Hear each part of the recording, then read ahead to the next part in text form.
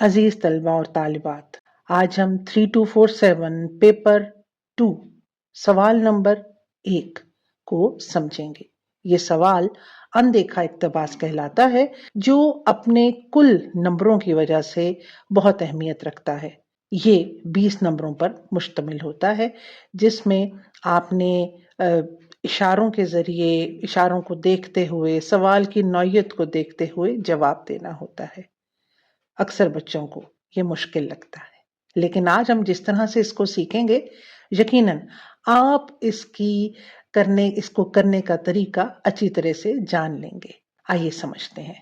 ہم نے یہ سوال 300 سے 400 یا 350 الفاظ پر لکھنا ہوتا ہے۔ اس کے لیے وقت تقریباً 45 منٹ اگر دیں تو بہترین ہوگا۔ اچھا، اب یہ متن ہوتا کیا ہے؟ اچھا بچوں، متن شعری بھی ہو سکتا ہے اور نثری بھی ہو سکتا ہے، یعنی کہ آپ کو کچھ اشعار، کسی نظم کے چند اشعار یا پوری نظم دے دی گئی، یا پھر کسی افسانے کا، کسی مضمون کا کوئی ایک حصہ دے دیا گیا پڑھنے کے لیے، اور پھر کہا گیا کہ آپ اس پر تنقیدی جائزہ لکھیں۔ اس کے لیے سوال کے ساتھ ساتھ آپ کو 3 مخصوص نکات بھی سوال کے اندر ہی دیے گئے ہوتے ہیں جن کا خیال رکھتے ہوئے، جن کو اپنے جواب میں آپ نے شامل کرنا ہوتا ہے۔ اب ہم سوال کو سمجھتے ہیں۔ اچھا بچوں، سب سے پہلے تو آپ نے جب اپنے دیے گئے عبارت کو یا اشعار کو پڑھنا ہے تو اس کے مرکزی خیال کو ضرور ایک جگہ پہ لکھ لینا ہے، کیونکہ یہ تو اس جواب کی جان ہوتا ہے۔ اب ہم دیکھتے ہیں کہ ممتحن کیا چاہتا ہے ہم سے، کہاں سے اس نے ہمیں نمبر دینے ہیں۔ تو اگر ہم دیکھیں تو اس میں جو چھپے ہوئے معنی ہوتے ہیں، تنقیدی جائزہ جو ہوتا ہے وہ وہی ہوتا ہے، یعنی کریٹیکل انڈرسٹینڈنگ۔ مصنف کا اس میں پیغام کیا ہے، مقصدیت کیا ہے، اس جو بھی آپ کو کانٹینٹ ملا لکھنے کے لیے، جو بھی مواد دیا گیا ہے پڑھنے کے لیے، اس کے پیچھے مقصد کیا تھا۔ ظاہراً تو اگر اس نے آپ کو اوور کوٹ میں سے کچھ اٹھا کے دے دیا، اوور کوٹ گو کے سلیبس کا حصہ ہے، کوئی اور افسانہ دے دیا، یا آپ کو کوئی شعروں کا مجموعہ دے دیا، کوئی نظم دے دی، جیسے علامہ اقبال کی نظم ہمدردی ہے، وہ اندیکھے اقتباس میں دے دی۔ ایک پرندے اور ایک کیڑے کی گفتگو ہے، لیکن اس کے پیچھے مقصد کیا چھپا ہے، یعنی کہ ہمدردی کا جذبہ ابھارنا۔ تو ہم نے اس کا ہڈن میننگ، جو اس کے پیچھے میسج ہوتا ہے، وہ دیکھنا ہوتا ہے، تبھی تو ہم اس کا کریٹیکل انالیسس کر سکیں گے۔ ہم کو وہ ایک کہنا چاہیے کہ ناقد کی حیثیت سے ہم نے اس سوال کا جواب لکھنا ہوتا ہے۔ اور پھر جو سب سے ضروری ہے، شاعر کا یا مصنف کا اسلوب، ٹھیک ہے، کہ وہ لکھنے کا اس کا انداز کیا ہے، وہ کیا لکھنا چاہتا ہے۔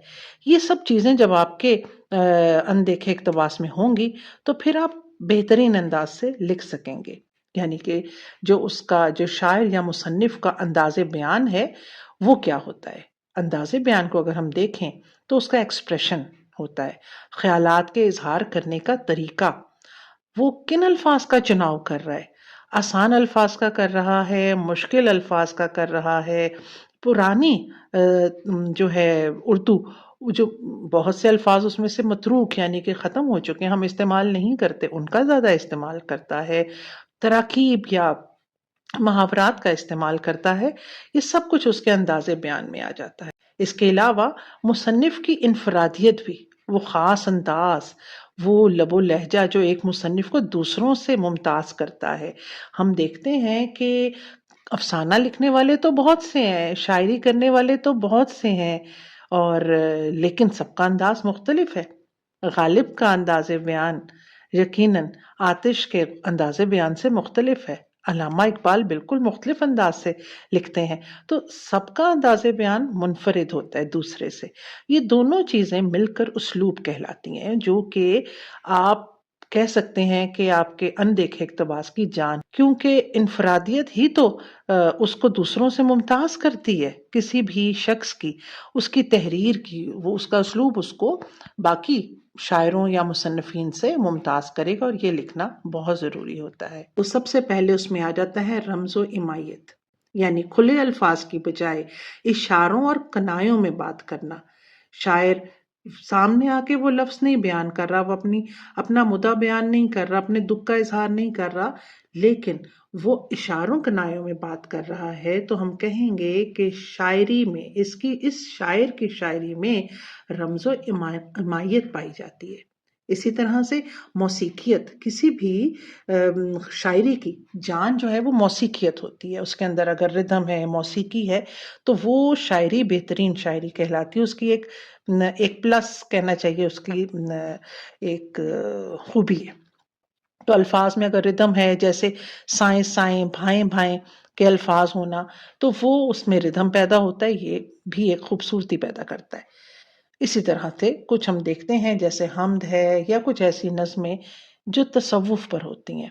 اکثر غزلیں بھی آپ کو پتا ہے کہ اگر ایک جگہ عشق حقیقی کی بات ہوتی ہے تو دوسری جگہ عشق مجازی کی، تو عشق حقیقی غزلوں میں بھی ہے۔ تصوف، اللہ کی پہچان، روح اور خالق کا تعلق، روحانی، جس میں ہمیں روحانیت ملتی ہے، تو ہم کہیں گے کہ شاعر کا جو ہے اس میں روحانیت کا عنصر بھی پایا جاتا ہے۔ رومانیت بھی ہم دیکھتے ہیں کہ انسان کی جو تخیل کی پرواز اور جذبات کا خوبصورت اظہار جو اگر نظر آتا ہے کسی کی شاعری میں، تو ہم کہیں گے اس میں رومانیت پائی جاتی ہے۔ رومانیت صرف یہ نہیں ہے کہ ہم صنف مخالف سے ہی محبت کریں، بلکہ ہم فطرت سے بھی محبت کرتے ہیں۔ اللہ تعالیٰ کو جب اللہ تعالیٰ کی دی ہوئی نعمتوں کو سراہتے ہیں تو وہ بھی رومانیت کی طرف ہی، کہ اسی کے زمرے میں جاتا ہے۔ اچھا، جو سب سے خوبصورت چیز ہوتی ہے، اکثر بچے جو ہوتے ہیں وہ بڑے آرام سے اس کا اندازہ بھی لگا لیتے ہیں، تشبیہات اور استعارات۔ ہم نے جب کسی بھی نظم کو پڑھنا ہے تو بیسیکلی ہم اس کا پوسٹ مارٹم کر رہے ہوتے ہیں۔ ہم جب پہلی ریڈنگ آپ کرتے ہیں تو ضرور آپ دیکھیں کہ اس میں تشبیہ اور استعارات ہیں، ان کو وہاں پر ہی آپ خط کشید کر لیجئے۔ تشبیہات اور استعارات تو آپ بخوبی واقف ہوں گے کہ ایک چیز کو دوسری جیسی قرار دینا، جیسے آنسوؤں کو موتی کہنا۔ اس کے اوپر ایک مکمل شعری محاسن کے اوپر اور تراکیب کے اوپر ایک ویڈیو جلد ہی آپ تک پہنچے گی، جس میں آپ کو تمام ان کے شعری محاسن کے بارے میں وضاحت سے بتایا جائے گا، تاکہ آپ کے لیے ان کی نشاندہی کرنا آسان ہو۔ کسی بھی مصنف کی، خاص طور پہ شاعری کی بھی، جو ایک بنیادی خصوصیت ہوتی ہے وہ سلاست اور روانی ہوتی ہے، یعنی کہ سادگی ہو اور جو پڑھنے والا ہے اس تک بات فوراً پہنچ جائے، کیونکہ یہ تمام جو بھی لکھا جاتا ہے، اردو ادب ہو یا کوئی بھی ادب ہو، وہ ایک عام انسان کے لیے لکھا جاتا ہے، عوام کے لیے لکھا جاتا ہے۔ تو اگر قاری اس کو جلد سمجھ لے گا اور اس میں روانی ہوگی، کوئی بہت زیادہ پیچیدہ فلسفہ نہیں ہوگا، تو یہ بھی کسی بھی تصنیف کی یا اس کی نظم یا غزل کی کامیابی کی ضمانت ہوتا ہے۔ تو اگر ہمیں ایسی کوئی نظم نظر آتی ہے تو ہم لکھیں گے کہ اس میں سلاست اور روانی پائی جاتی ہے۔ آئیے اب نثر کے اسلوب کی تشخیص کرتے ہیں کہ ہم کون سے ایسے عوامل ہیں جن کے ذریعے ہم کسی بھی نثر نگار کے اسلوب کو پہچان سکیں گے اور اس کو نشاندہی کرتے ہوئے اس کی انفرادیت کو بیان کر سکیں گے۔ تو اس میں منظر کشی، ایسا انداز بیان کہ پڑھنے والے کے ذہن میں پوری تصویر بن جائے، آپ کو ایسا لگے کہ آپ ایک ایسی 3D ورلڈ میں ہیں جس کے چاروں طرف وہ جو افسانہ ہے یا وہ کہانی ہے، یہاں تک کہ نظم بھی بعض اوقات ایک فلم کی طرح گھوم رہی ہے، تو ہم کہیں گے کہ ان کی شاعری میں یا ان کے افسانے میں خوبصورت منظر کشی کی گئی ہے۔ جیسے کہ میں پھر حوالہ اوور کوٹ کا دوں گی کہ اس میں کتنی خوبصورت جگہ جگہ منظر کشی کی گئی ہوئی ہے۔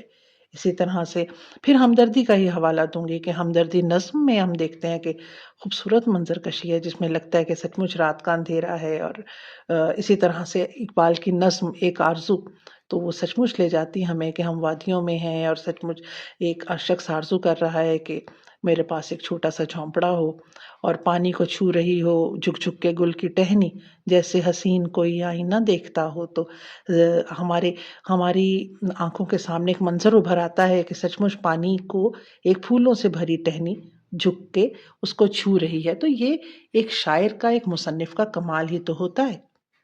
اچھا، منظر کو جو چیز سب سے خوبصورت کرتی ہے، جو اس کو خوبصورت منظر میں تبدیل کرتی ہے، وہ جزیات نگاری ہوتی ہے۔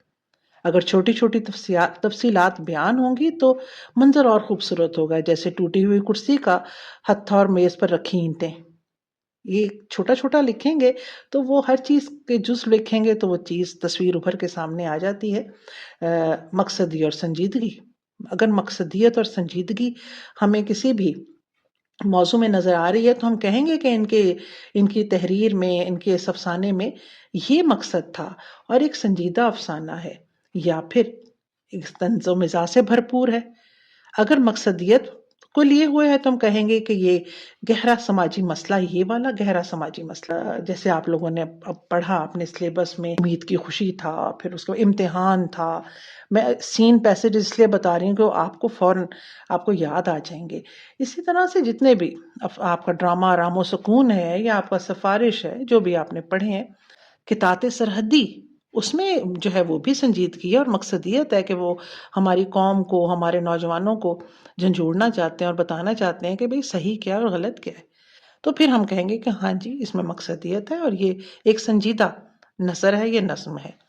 طنز و مزاح سے بھی بھرپور ہمیں اگر کوئی ایسی کہانی ملتی ہے جیسے کہ جس میں جیسے آرام و سکون ہے، وہ طنز و مزاح کے ذریعے انہوں نے بات سمجھانے کی کوشش کی ہے اور معاشرتی خامیوں پر ہم بڑی مسکراہٹ کے ساتھ یہاں پہ چوٹ کی اندیکھا جاتی ہے اقتباس کا تو ہم حصہ پھر اول جیسے اور مکمل گھر میں ہوتا ہے۔ آنا اور آنا گھر اس میں کی مرغیوں کا، منصوبہ بندی تو کیسے کی یہ وہ جاتی ہے، مثالیں ہیں جس میں ہمیں پیراگرافنگ کس طنز و طرح سے مزاح لکھی نظر آتا ہے، جاتی ہے، تو ہم لکھیں گے کہ اس میں اور طنز و پھر مزاح ہے۔ کس کس طریقے سے ہم اس کو چیک کر سکتے ہیں، اگلی ویڈیو یعنی پارٹ 2 میں اس کو دیکھیں گے۔